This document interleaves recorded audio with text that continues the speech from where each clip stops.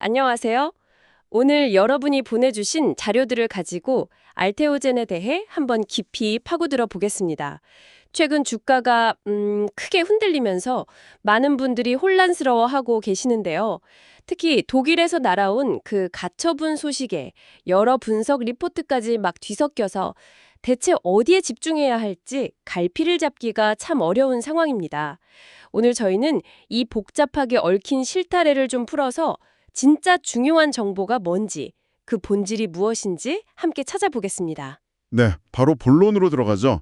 지금 시장의 불안감과는 사실 정반대의 신호가 나오고 있다는 점부터 짚고 싶습니다. 제가 준비한 자료들을 보니까요. 아주 흥미로운 그림이 그려지는데요. 골드만삭스가 알테오젠의 경쟁사인 할로자임에 이례적으로 매도 보고서를 냈거든요. 앞으로 매출 절벽이 올 거다. 이런 아주 강력한 경고죠. 근데 동시에 알테오젠의 핵심 파트너인 머크는 공식적으로 할로자임 특허는 근거 없다. 우리는 승소 확신한다. 이런 입장을 계속 내비치고 있어요.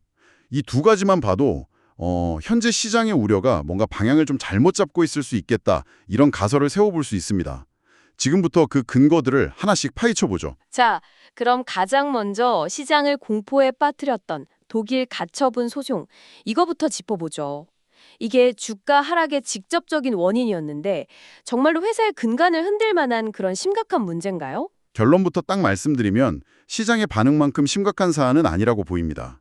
하나증권 리포트를 비롯해서 여러 자료를 교차 분석해보면요. 이번 독일 가처분 인용이라는 게 특허가 유효하냐 무효하냐 이걸 따지는 최종 판결이 아니에요. 아, 최종 판결이 아니다. 네, 본 소송에 앞서서 일단 판매를 막아달라 이 요청을 받아들인 일종의 절차적인 결정에 가깝습니다. 잠깐만요. 절차적 결정이라는 게 중요하군요. 그러니까 말씀은 재판의 승패와는 전혀 상관없이 일단 소송이 제기됐으니 임시로 조치를 취한 거다. 이런 의미인가요? 정확합니다. 본 게임은 사실 시작도 안 한 셈이죠. 그리고 여기서 더 중요한 건 속지주의 원칙입니다. 속지주의요. 아, 이게 좀 법률 용어라 어렵게 들리는데 저희 같은 비전문가들을 위해 좀 쉽게 설명해 주신다면요. 혹시 독일에서 일어난 일은 독일에만 영향을 미친다. 뭐 이런 개념인가요? 와, 완벽한 비유입니다. 바로 그 뜻이에요. What happens in Germany stays in Germany. 이 원칙 때문에 독일에서의 결정은 알테오젠의 핵심 시장인 미국 내 판매나 특허 소송에 그 어떤 법적 영향도 줄 수가 없습니다. 최악의 시나리오를 가정해보죠. 네네. 만약 유럽 전체에서 판매 금지 가처분이 인용된다고 해도 예상되는 매출 타격이요. 알테오젠 전체 가치의 약 7.7% 수준에 불과합니다. 독일 하나만 딱 놓고 보면 2.9%에 그치고요. 핵심은 전혀 건드리지 못하는 거죠. 그렇군요. 숫자로 보니까 영향이 생각보다 훨씬 제한적이네요. 하지만 시장이라는 게 단순히 숫자로만 움직이는 건 아니잖아요. 소송에서 졌다, 이런 부정적인 인식이 확산될 위험은 없을까요? 아, 좋은 지적입니다. 근데 그 위험마저도 상당히 제한적이에요. 이 가처분 소송은 한 2, 3달 안에 예비 판결이 나올 걸로 예상되는데 대부분의 자료가 머크의 승소 가능성을 높게 보고 있거든요. 여기서 우리가 봐야 할 건 소송의 결과 자체가 아닙니다. 결과가 아니면 뭘 봐야 하죠? 바로 머크의 태도입니다. 머크의 태도라? 그게 왜 중요한가요? 한번 이렇게 생각해 보시죠. 머크가 할로자임의 특허를 무효화시키기 위해 쓰는 돈 1달러는 역설적으로 알테오젠의 미래 가치에 투자하는 1달러와 같아요. 만약에 자신의 백업 플랜, 즉 알테오젠의 기술 ART-B4가 확고하다, 이런 자신이 없다면 이렇게까지 전면전을 벌일 이유가 없겠죠. 이 소송은 알테오젠에게 리스크가 아니라 가장 중요한 파트너로부터 받는 최고의 신임 투표 인셈입니다. 와, 그건 정말 관점을 완전히 바꾸는 해석이네요. 분쟁이 격해질수록 오히려 알테오젠 기술의 중요성이 증명된다는 아이러니군요. 알겠습니다. 그렇다면 이 신임 투표에 대해서 시장은 어떻게 돈으로 투표하고 있는지 궁금해지는데요. 관련 기업들의 주가 흐름을 보면 뭔가 힌트가 있지 않을까요? 네, 주가 데이터는 거짓말을 하지 않죠. 만약 이번 소송으로 할로자임이 결정적인 승기를 잡았다면 당연히 주가가 폭등해야 맞습니다. 하지만 최근 할로자임 주가는 거의 제자리 걸음이에요. 이건 시장의 큰 손들이 이 이슈를 할로자임의 결정적 승리로 보고 있지 않다는 명백한 증거죠. 제가 이렇게 자료를 열심히 준비한 만큼 보시는 분들은 좋아요만이라도 한 번씩 눌러주시면 정말 큰 힘이 되겠습니다. 부탁드립니다. 그럼 파트너사인 머크의 주가는 어떤가요? 머크 입장에서도 이게 굉장히 중요한 문제일 텐데요. 머크 주가 역시 이번 소송건으로 급락하지 않았습니다. 최근 머크 주가가 다소 부진한 건 이 소송과는 전혀 다른 훨씬 더 거대한 흐름 때문이거든요. 제약시장의 패권이 면역항암제에서 비만 치료제로 넘어가면서 기존 강자들이 겪는 일종의 성장통이다, 이런 분석이 지배적입니다. 결국 거시적인 자금 흐름을 움직이는 주체들은 이번 독일 이슈를 기업의 본질을 훼손하는 심각한 리스크로 판단하지 않고 있다, 이런 결론에 이르게 되는 거죠. 볼 수 있는 가장 확실한 카드는 뭘까요? 시장 참여자들이 가장 기다리는 팩트는 뭘까요? 아주 정확한 질문입니다. 이 모든 논란을 종결시킬 수 있는 가장 강력한 카드는 바로 새로운 대형 기술 이전 계약입니다. 자료에서도 공통적으로 지적하는 부분이죠. 우리 기술은 이렇게 가치가 있습니다 라고 100마디 말하는 것보다 또 다른 글로벌 빅파마가 수조 원을 내고 기술을 사갔다, 이 소식 하나가 모든 것을 증명해 줍니다. 오히려 이런 소음이 많을수록 시장은 다음 계약이라는 명확한 사실을 더 간절하게 기다리게 되는 구조군요. 현재의 불확실성이 다음 계약의 가치를 더 높여주는 역설적인 상황이네요. 맞습니다. 그래서 현재의 불확실성은 다음 계약에 대한 기대감을 역으로 증폭시키는 요인이 되기도 하는 거죠. 좋습니다.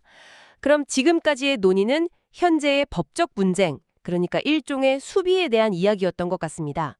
이제 공격에 대한 이야기를 좀 해보죠.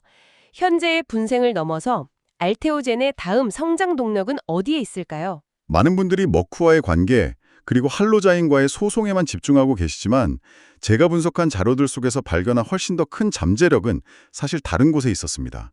바로 지속형 기술, 다른 말로 반감기 기술이라고 하는 플랫폼입니다. 지속형 기술이요? 조금 생소한데 구체적으로 어떤 건가요? 최근 제약 바이오 시장에서 가장 뜨거운 단어를 꼽으라면 단연 비만 치료제일 겁니다.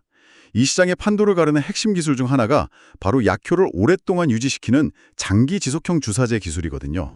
그러니까 매일 맞아야 하는 주사를 일주일에 한 번 혹은 한 달에 한 번만 맞게 해주는 그런 기술을 말씀하시는 거군요. 그게 단순히 편의성을 높이는 차원을 넘어서는 건가요? 그렇습니다. 이건 단순히 주사 맞는 횟수를 줄여주는 게 아니에요. 환자의 설매질을 완전히 바꾸는 게임 체인저죠. 매일 주사 시간을 신경 써야 하는 부담에서 해방된다는 건 환자가 질병을 관리하는 방식을 근본적으로 바꾸는 겁니다.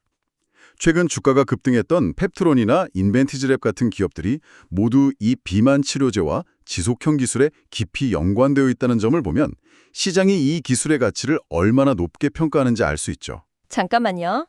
그럼 지금 시장은 알테오젠의 기존 기술, 그 SC 제형을 둘러싼 법적 다툼에만 온통 정신이 팔려 있는데 정작 이 회사는 수백조 원 규모의 비만 치료제 시장의 판도를 바꿀 수 있는 또 다른 핵심 기술을 가지고 있다는 말씀이시네요.